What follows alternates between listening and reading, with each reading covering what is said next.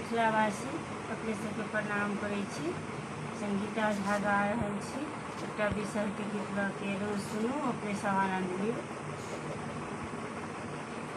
राम छोटी मोटी तुलसी के गछिया भुइया लोटू डार।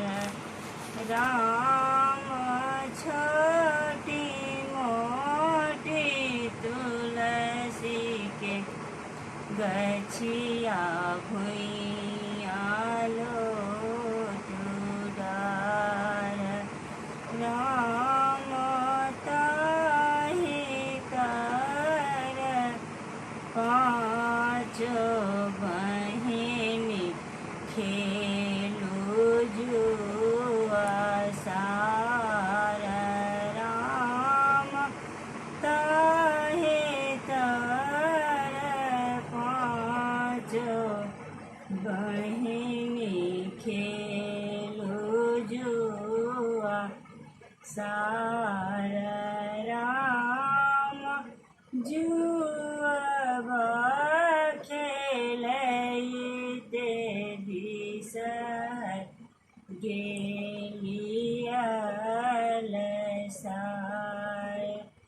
राम जुआ खेलैते बिसरि गेली अलसाए। राम कागल गेल मुनरी बकुल बाला गेल हार। राम कागल गेल मुनरी बकुल बाला गेल हार। राम काना लगलन खेज लगलन बिसह अरमाए। राम काना लगलन खेज लगलन पाँचो बिसहर माए। राम घूमे फेरे अयलन सुहबे बिसहर मनाओ। राम चुप रहो चुपे रहु बिसहर माई। राम खाए ले धान के लावा पीबे ले दूध।